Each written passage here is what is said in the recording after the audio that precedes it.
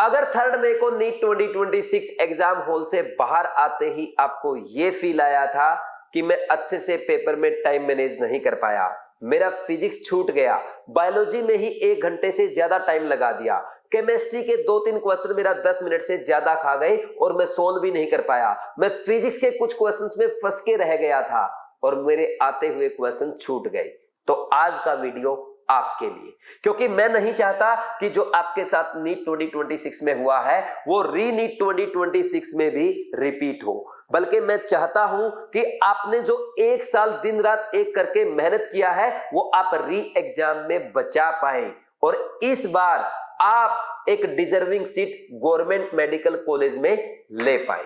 आज हम डिस्कस करेंगे पेपर अटेम्प्ट करने का बेस्ट मेथड और ये मेथड मैं आपको ओनली 5 पॉइंट्स में बताऊंगा, जिसमें पहला पॉइंट मोस्ट इंपॉर्टेंट है। तो स्टार्ट करते हैं।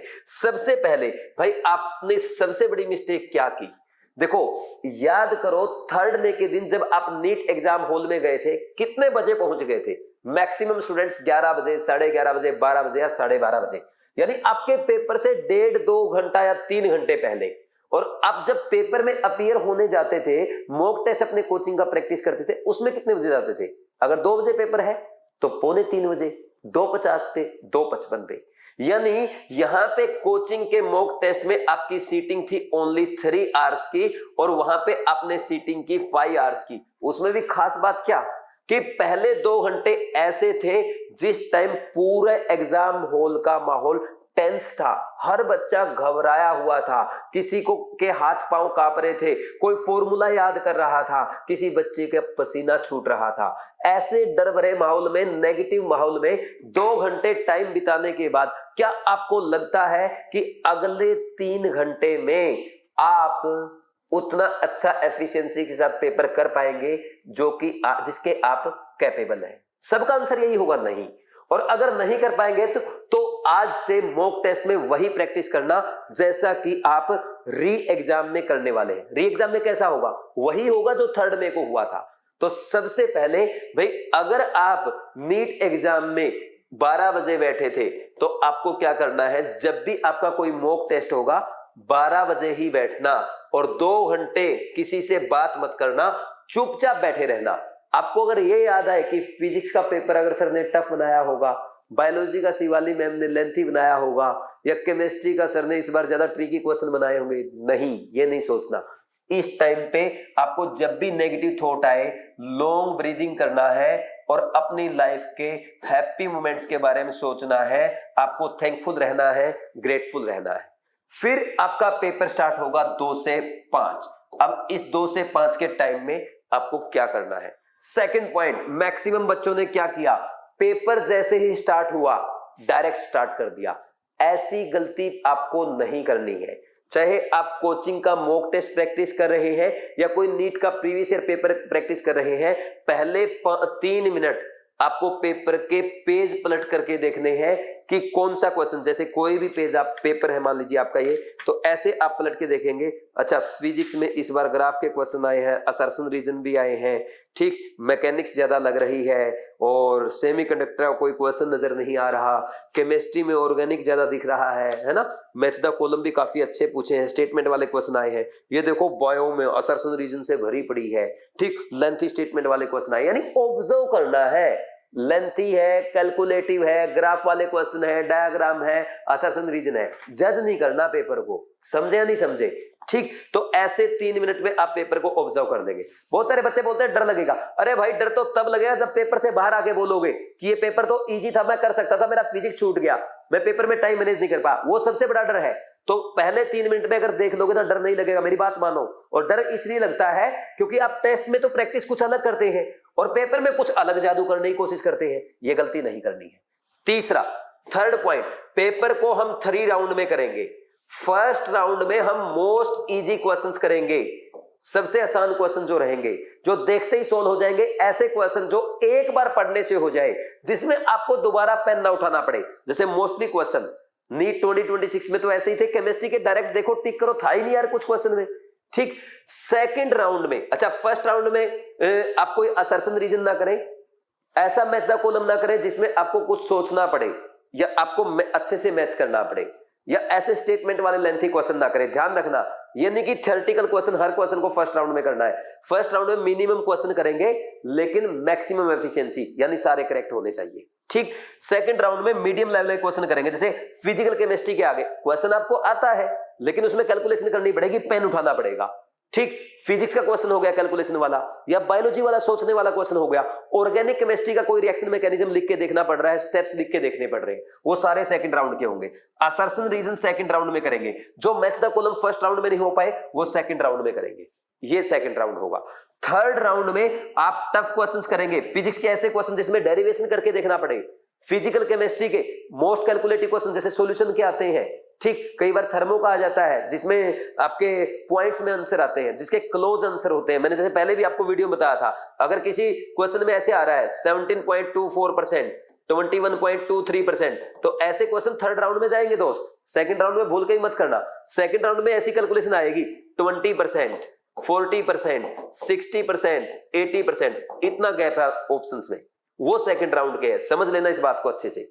ठीक, और थर्ड राउंड में कोई क्वेश्चन आपको पूरा सोल्व करके देखना पड़ रहा है, मतलब 2-3 कॉन्सेप्ट मिक्स है और हर कॉन्सेप्ट अप्लाई करके देखना पड़ रहा है, वो आपके थर्ड राउंड के क्वेश्चन होंगे। जैसे सॉल्यूशन में आते हैं ना कई बार आपको डेल्टा टीएफ से delta TF equal to I into K F into M, I calculate करना है, फिर आई से अल्फा कैलकुलेट करना है, फिर उससे आपको डिसोसिएशन कांस्टेंट कैलकुलेट करना है। 3 कॉन्सेप्ट हो गए, तीसरे अटेम्प्ट का क्वेश्चन हो गया। ऐसे इलेक्ट्रोकेमिस्ट्री में भी आते हैं, फिजिक्स में भी आते हैं। ठीक, फिर उसके बाद कुछ क्वेश्चंस ऐसे होंगे जब आप ये राउंड्स कर रहे होंगे, जैसे पहले राउंड से ही देखा आपने क्वेश्चन, यार ये तो बिल्कुल नया है, कभी देखा ही नहीं ऐसा क्वेश्चन, समझ ही नहीं आ रहा कुछ क्वेश्चन, उसमें सीधा लिख देना एल। एल का मतलब या तो ये लीव करना है या फिर लास्ट में करना है अगर टाइम बचेगा। समझ गए ना? एल वाले ये क्वेश्चन आप जितने ज्यादा निकालेंगे, लास्ट में करने वाले या लीव करने वाले, और फर्स्ट राउंड में जितने कम क्वेश्चंस करेंगे, आपके सिलेक्शन के चांसेस उतने बढ़ेंगे। ठीक, एक सिंपल ट्रिक बता देता हूं। फर्स्ट राउंड में किसी भी क्वेश्चन को सेकंड टाइम नहीं पढ़ना। सेकंड और थर्ड राउंड में किसी भी क्वेश्चन को 2 बार से ज्यादा नहीं पढ़ना। यानी पेपर में कोई क्वेश्चन अगर आपको थर्ड टाइम पढ़ना पड़ रहा है, फर्स्ट टाइम आपने पढ़ा समझ नहीं आया या कुछ कंफ्यूजन लगा, सेकंड टाइम आपने पढ़ा फिर आपको कोई अप्रोच नजर नहीं आ रही, तीसरी बार अगर ये क्वेश्चन पढ़ा ना, ये सिलेक्शन नहीं होने देगा। आज जाकर के नीट 2026 का एनालिसिस कर लेना, क्या ऐसा ही हुआ है क्या पेपर में आपके साथ? 2 बार से ज्यादा जो क्वेश्चन पढ़ा उसी ने आपका सिलेक्शन रोका है। ठीक, और जब आप ये राउंड कर रहे होंगे, फर्स्ट राउंड आपने किया बायो का, इसकी बायो का ओएमआर भर देना। ठीक, इससे क्या होगा, आपको ना 5 मिनट का ओएमआर भरते टाइम ब्रेन को रेस्ट मिलेगा, आप रीसेट हो जाएंगे, आप रीफोकस्ड हो जाएंगे, फिर केमिस्ट्री अच्छे से कर पाएंगे। केमिस्ट्री का फर्स्ट राउंड किया ओएमआर भरो, फिजिक्स का फर्स्ट राउंड किया ओएमआर भरो, इससे आपको ना गैप मिलता रहेगा, क्योंकि साइंस कहते हैं 70 मिनट से ज्यादा कंसंट्रेशन इंसान की नहीं हो सकती। तो हम पहला अटेम्प्ट अगर 1.5 घंटे में भी करेंगे तो हमने तो उसमें ही 3 ब्रेक ले लिए, और 1.5 घंटा बचा है, उसमें तो फिर आप आराम से क्या करते चलोगे, सेकंड थर्ड राउंड में क्वेश्चन करोगे, क्वेश्चन किया गोला भरा, क्वेश्चन किया गोला भरा, उसमें तो रेस्ट वैसे ही मिलता रहेगा। पता ना आपको, ब्रेक मिलता ही है जब क्वेश्चन सोल्व नहीं होता है। ठीक, फिर आ जाओ नेक्स्ट पॉइंट में। फोर्थ पॉइंट क्या है, ये सबसे जरूरी है, टेस्ट का एनालिसिस। टेस्ट का एनालिसिस कैसे करते हैं, मेरे कितने क्वेश्चन सही हुए, मेरे कितने क्वेश्चन गलत हुए, मैंने कितने क्वेश्चन छोड़ दिए, ये सबसे लो लेवल का एनालिसिस है। ये वो कमजोर कोचिंग वाले लोग करते हैं। आप एक वॉरियर की तरह टेस्ट का एनालिसिस करेंगे, घर आके 1 से 180 क्वेश्चंस तक हर क्वेश्चन को दोबारा से घूर के देखो, लिखो 1 से 180 तक कौन सा क्वेश्चन फर्स्ट अटेम्प्ट का था, कौन सा सेकंड अटेम्प्ट का था, कौन सा आपका थर्ड अटेम्प्ट का था, कौन सा लीव करने वाला था, दोबारा से लिखो। और फिर साथ में ये देखो कि कौन से क्वेश्चन में आपने फर्स्ट अटेम्प्ट वाले को थर्ड अटेम्प्ट में किया या थर्ड अटेम्प्ट वाले को फर्स्ट अटेम्प्ट में किया। ऐसे एनालिसिस अगर आप करेंगे ना, तो आपका ब्रेन समझने लग जाएगा, यार मैं सही प्रायोरिटी फॉलो नहीं कर पा रहा हूं। फिर उसकी आदत बन जाएगी, देखो प्रायोरिटी फॉलो करनी है। अगर आपने 5, 6, 7 टेस्ट ऐसे कर लिए तो फिर आपको समझ में आने लग जाएगा। तो ये हुआ आपके टेस्ट का एनालिसिस। साथ में ये भी देखो, जो क्वेश्चन आपका करेक्ट है वो करेक्ट है क्या, उसमें सही कॉन्सेप्ट अप्लाई किया है, या कहीं उसमें आपने गलत कॉन्सेप्ट तो लगा दिया, या ऐसा मेथड तो लगा दिया जिसमें टाइम ज्यादा लगता है। और जो क्वेश्चन आपका रॉन्ग हुआ है उसमें कैसी मिस्टेक है, कॉन्सेप्चुअल मिस्टेक है, कैलकुलेशन मिस्टेक है, सिली मिस्टेक है, या आपने तुक्का मार दिया था, बी जय माता दी, ये भी आपको सोचना है। और फिर उसके बाद जो क्वेश्चन आपने छोड़े हैं वो क्यों छूटे हैं, क्या सच में वो छोड़ने लायक, लीव करने लायक क्वेश्चन थे, या आप पेपर में टाइम सही से मैनेज नहीं कर पाए, या 3 राउंड स्ट्रेटजी आपका सही से नहीं लगा, इसलिए आपके छूट गए? ये एनालिसिस करना है। और इस एनालिसिस से है ना, आप जो थर्ड पॉइंट है ये सही से आप करने लग जाएंगे 3 राउंड में पेपर। और मैं एक बात क्लियर कर देता हूं, टॉप 100 में वो बच्चे रैंक लाते हैं जो 4 राउंड में पेपर करते हैं। जो 3 राउंड में करते हैं वो टॉप 1000 में रैंक लाते हैं। जो बच्चे 2 राउंड में पेपर करते हैं उनकी टॉप 10,000 में रैंक आती है। जो 1 राउंड के बाद थोड़ा सा एक्स्ट्रा टाइम देते हैं वो 25 से 30,000 रैंक लाते हैं। और जो बच्चे या तो एक ही राउंड करते हैं या पूरा पेपर सही से नहीं कर पाते, वो 1 लाख के बाहर आते हैं। आप अपने मार्क्स का, अपने रैंक का एनालिसिस कर लेना पहले जो आपने पेपर दिया है, ठीक। अब इसके बाद 5th पॉइंट आएगा, मिस्टेक्स। जो भी मिस्टेक आपने पेपर में की है उस मिस्टेक्स को एक अलग से नोटबुक में लिखना है। कैसे लिखना है? आप आके नहीं बताते, अरे सर यार इनऑर्गेनिक में ये मिस्टेक कर दी, मैं बायो में एनसीईआरटी की लाइन भूल गया था, फिजिक्स में सर फॉर्मूला ही याद नहीं आ। जो लैंग्वेज आप टीचर के सामने बोलते हैं, जो अपने साथी को जाके बताते हैं दूसरे रूम में कि यार ये मेरे से गलती हो गई, वही लैंग्वेज मिस्टेक कॉपी में लिख दो, पूरा क्वेश्चंस लिखने की जरूरत नहीं है। एक बहुत ही अच्छी मिस्टेक कॉपी है, एक मेरा स्टूडेंट है पीयूष, जिसके इस बार अच्छे मार्क्स बन रहे थे, हालांकि अब तो री एग्जाम हो गया, उसको भी आपके साथ दोबारा से मेहनत करनी है। उसकी कॉपी के 1-2 फोटो यहाँ पे आप देख सकते हैं। ये फोटो जो दिख रहे हैं ऐसे मिस्टेक लिखते हैं, खुला खुला लिखना है, साफ साफ लिखना है। और कोई मिस्टेक अगर आपको ऐसा लगता है कि उसमें एक वर्ड ही है जो आप भूल रहे हैं, उसको अलग से हाईलाइट कर दो। जैसे पहली मिस्टेक में ये पीयूष ने क्या लिख रखा है, 1 जुलाई को उसने मिस्टेक लिखी कि जो आईयूपीएससी, जो जिनका एटॉमिक नंबर 100 से ज्यादा होता है उन्हीं के लिए आईयूपीएससी नेम लिखा जाता है। पीरियोडिक टेबल में है ना ये, तो वो 100 को बार बार भूल जा रहा था, इसको यूज कर रहा था, तो उसने अलग से सर्किल कर दिया। तो मिस्टेक में भी क्या मिस्टेक हो सकती है उसको अलग से आइडेंटिफाई कर दो। समझे या नहीं? अगर ऐसे काम करेंगे तब सिलेक्शन होगा, ठीक। मेरी, अगर आपको सिर्फ गवर्नमेंट मेडिकल कॉलेज में जाना है, ये सारी बातें छोड़ दो, एक बात ध्यान रखना, किसी भी क्वेश्चन को 2 से ज्यादा अटेम्प्ट मत देना।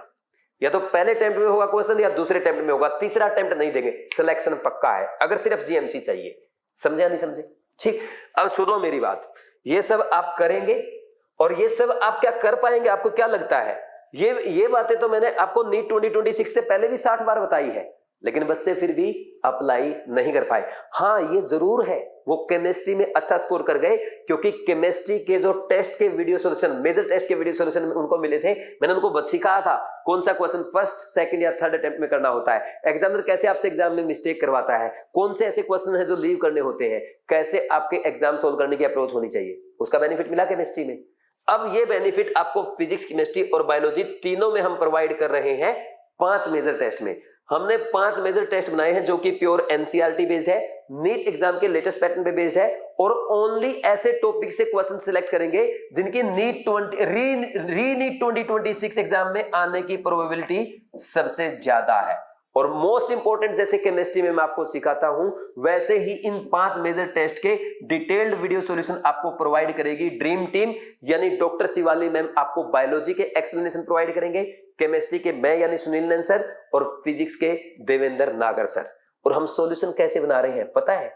हर क्वेश्चन का ऑपरेशन करेंगे, आपको यह सिखाएंगे कि ये पर्टिकुलर क्वेश्चन को सोल्व करने की अप्रोच क्या होनी चाहिए, यानी एग्जाम में कैसे क्वेश्चन को सोल्व करते हैं। सेकंड, कोई पर्टिकुलर क्वेश्चन है वो फर्स्ट अटेम्प्ट का है, सेकंड अटेम्प्ट का, थर्ड अटेम्प्ट का, या उसको लीव कर देना चाहिए था।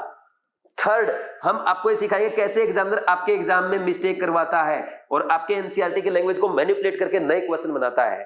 फोर्थ, इन सारे इंपॉर्टेंट टॉपिक को जो नीट 2026 में आ सकते हैं, इन 5 मेजर टेस्ट के थ्रू 5 बार रिवाइज करा जाएगा। जैसे कि सीआरएमटीएस में मैं आपको 10-10 बार केमिस्ट्री का रिवीजन कराता हूं, पूरा रिवीजन अच्छे से होगा और ड्रीम टीम आपको ये करवाएगी।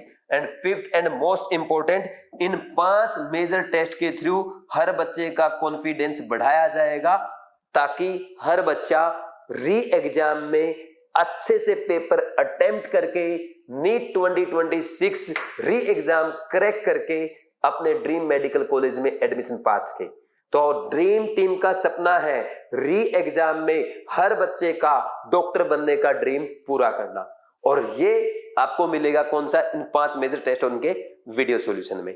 तो ये टेस्ट आपको मिल रहे हैं गोल्ड 2.0 में, जो कि बीवाइज क्लासेस ऐप पे अवेलेबल है। सिंपल, अभी आपको बीवाइज क्लासेस ऐप डाउनलोड करना है, या लिंक डिस्क्रिप्शन में मिल जाएगा, डायरेक्ट उस लिंक पे क्लिक करेंगे, साइन अप करेंगे, कोर्सेज में जाएंगे, कोर्सेज में जाके गोल्ड 2.0 पे क्लिक करना और पेमेंट करने से पहले रीनीट प्रोमो कोड अप्लाई कर देना। ये प्रोमो कोड अप्लाई करते ही आपको मैक्सिमम डिस्काउंट मिल जाएगा, और ये डिस्काउंट स्पेशल आज के लिए अवेलेबल है, इसके बाद आपको डिस्काउंट नहीं मिलेगा। तो अभी ज्वाइन करो, और कोई प्रॉब्लम है तो 9429693672 नंबर पे कॉल करके बात करो।